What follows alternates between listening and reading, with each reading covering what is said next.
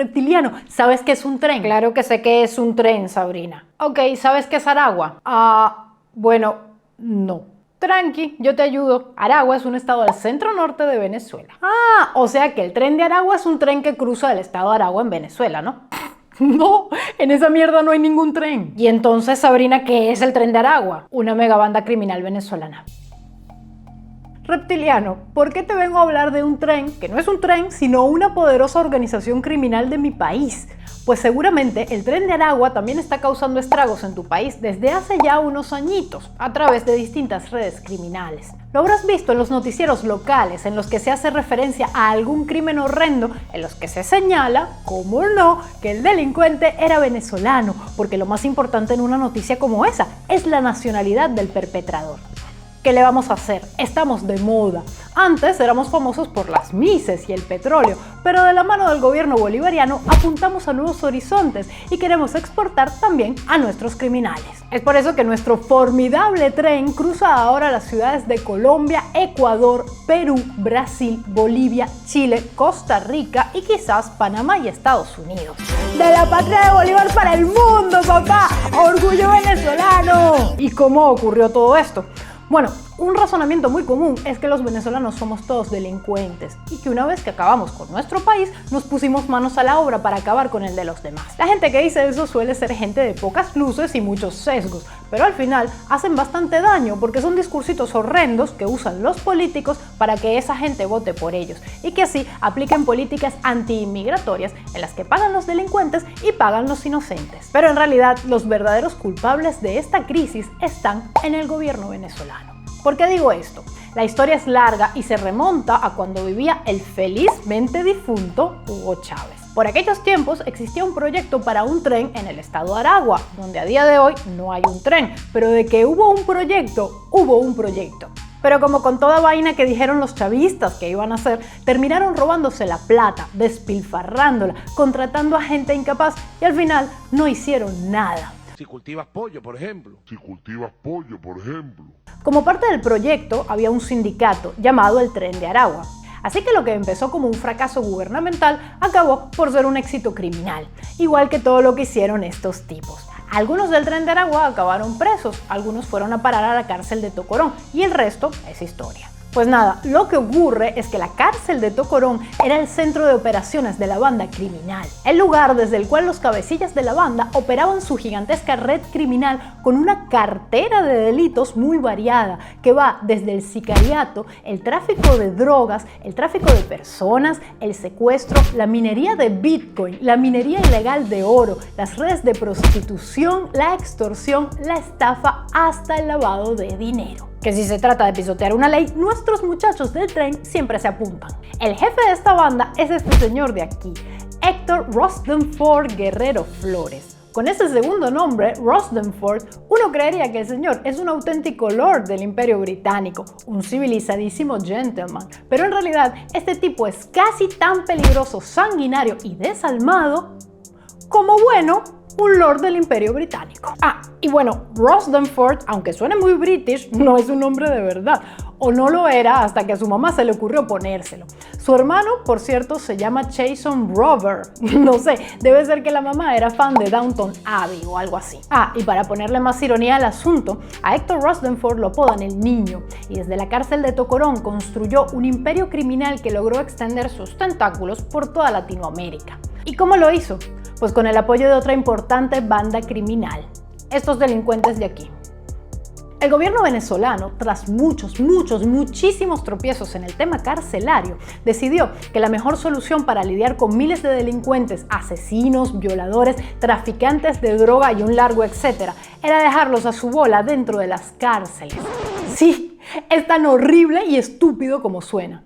Eso fue lo que hicieron. Lo único que tenía que hacer el gobierno era poner unos soldaditos afuera de los penales, como Tocorón, para custodiar a los presos. O sea, como para que no se escaparan, pues. Y en el interior, los presos hacían lo que les daba la gana, sin intervención o casi intervención de las autoridades. Esto lo afirma el director del Observatorio Venezolano de Violencia, el sociólogo Roberto Briceño León, que asegura que esto ocurre desde 2005, cuando el gobierno de Hugo Chávez cedió el control interno de las cárceles a los propios presidiarios.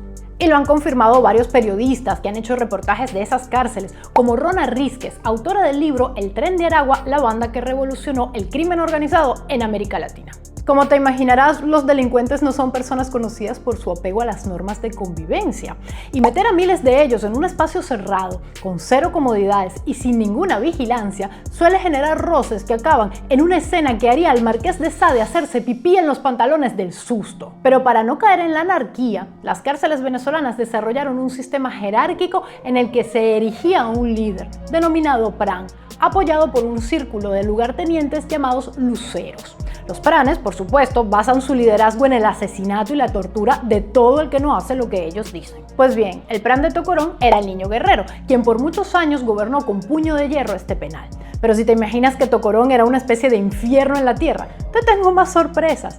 Tocorón, más que una cárcel, parecía uno de esos hoteles resorts caribeños de pulserita, todo incluido. Piscina, discoteca, zoológico con jaguares, pumas y avestruces, campo de béisbol, restaurantes, parque infantil y hasta un cajero automático podía encontrarse en esta cárcel que más que de máxima seguridad era de máxima comodidad, al igual que la famosa cárcel de la Catedral en la que Pablo Escobar disfrutó de las mieles de estar preso. Caray, uno hasta se pregunta si los chavistas no expropiaron Tocorón para poder pasar sus vacaciones con sus familias allí. Digo, por eso es que hoy en día no pueden pisar Estados Unidos porque se los llevan presos. Eso sí, no vayas a creer que en este Disneyland carcelario todo era felicidad y fiesta. El niño cobraba a cada preso $15 semanales que si no eran debidamente consignados, pues digamos que las posibilidades de ser torturado o sufrir una muerte atroz aumentaban exponencialmente. Tiros en las manos y los tobillos, decapitaciones, había muchas maneras de hacer que los presos pagaran. Rodeado de lujos y protegido, el niño pudo expandir su imperio fuera de la cárcel. Empezó por las poblaciones aledañas a Tocorón, luego otros estados de Venezuela y finalmente media Latinoamérica. La razón de esta expansión se debe, entre otras cosas, a la crisis económica y social que sufre Venezuela desde 2015. La cosa es que los muchachones de Tocorón ya no ganaban lo mismo asaltando y matando venezolanos, porque ya no había mucho que robar, así que vieron en la crisis migratoria una oportunidad. Por allí por donde un venezolano intentaba ilegalmente cruzar a Colombia, los miembros del tren montaban un lucrativo y turbio negocio de trata de personas. Si eran las mujeres las que cruzaban, una nueva red de prostitución se formaba. Si en los países vecinos había alguna oportunidad vendiendo drogas, el tren la tomaba. Y si algún grupo criminal brasileño necesitaba armas de guerra, ahí estaba el Tren de Aragua para ser su confiable proveedor. ¿Armas de guerra, dije? Oh, sí. Tantas como para hacer delidar de alegría a uno de esos WASP estadounidenses de la Asociación Nacional del Rifle. ¿Y cómo conseguía esas armas? Pues a ciencia cierta no se sabe, pero todos los caminos apuntan al ejército venezolano.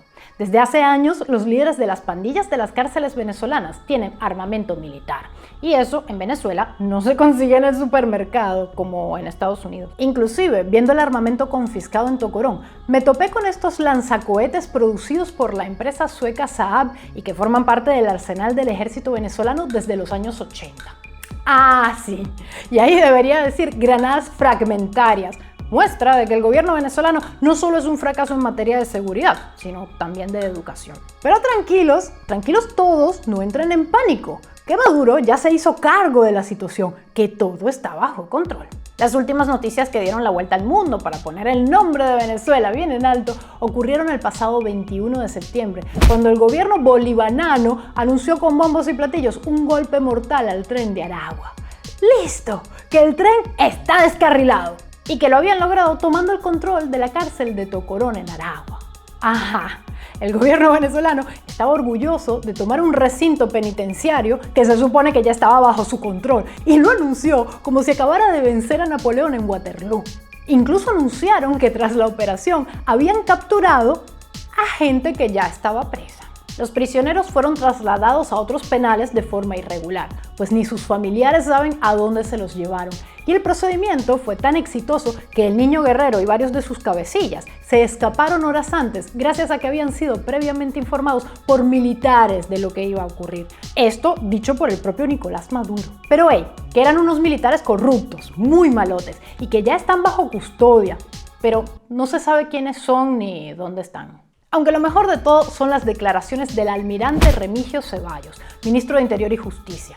El Estado venezolano no va a descansar hasta capturar y poner a orden de la justicia a todas las personas que transgredan la ley. Yo no sé si creerle, almirante, porque insisto, si usted quisiera capturar a todo el que transgreda la ley, tendría que empezar por capturar a su jefe, y luego a la esposa de su jefe, y luego a los otros ministros, y luego autocapturarse a usted mismo. Y bueno, a pesar de su cara de inepto, su incapacidad para atender los problemas del país y su pobreza de lenguaje, dudo que ni siquiera usted sea así de estúpido. Y sobre lo de capturar al niño, pues lo veo lento, porque se cree que está por Perú, ya que las autoridades de ese país emitieron una recompensa de $132.000 a quien entregue información sobre su paradero. Ahora bien, la gran pregunta aquí es ¿por qué el narcogobierno venezolano decidió acabar con Tocorón? No se sabe tampoco demasiado, pero la periodista venezolana Rona Rísquez opina que entre los motivos puede estar la salida a la luz de un nuevo informe de la Misión Internacional Independiente de Determinación de los Hechos sobre Venezuela enviada por la ONU, que documenta violaciones de derechos humanos por parte de funcionarios del Estado venezolano. Y bueno, nada, Maduro está tratando de pasar el examen a último momento, diciendo que está poniendo las cárceles en orden. Y otra de las razones podría ser que los gobiernos de los países que padecen al Tren de Aragua se hartaron y presionaron al gobierno venezolano para actuar sobre la cuestión de Tocorón a cambio de validación internacional, la cual Maduro necesita desesperadamente. Lamentablemente, el desmantelamiento de Tocorón y la posible captura de su líder no será el fin de la ola de crímenes del Tren de Aragua. Como informa Rísquez, se trata de una organización muy versátil que se adapta prácticamente a cualquier entorno delictivo, por lo cual esto termina siendo como la hidra de la mitología griega, que le cortas una cabeza y le salen otras dos. Así que ahí lo tienes, reptiliano. En buena parte, el verdadero responsable del aumento de la inseguridad que vives en tu país es el gobierno de mi país, que en una calamitosa sucesión de decisiones estúpidas y negligentes, unida a actos de corrupción pocas veces vistos, ha permitido que grupos criminales realmente peligrosos se extiendan por todo el continente americano. Esto sin duda es vergonzoso y degradante para los venezolanos, además de estigmatizante para los que emigramos en busca de mejores oportunidades a través del trabajo honesto. Es injusto que nos toque pagar la cuenta por los delitos de un grupito de psicópatas que tienen secuestrado a todo el país a merced de sus propios crímenes y de los crímenes de terceros a los que ellos les han dado alas. Si te ha gustado este video, ya sabes qué hacer. Dale a me gusta, compártelo y suscríbete si no lo has hecho ya para no perderte ninguna de nuestras notificaciones. Y quédate por más con este video de aquí. Chau.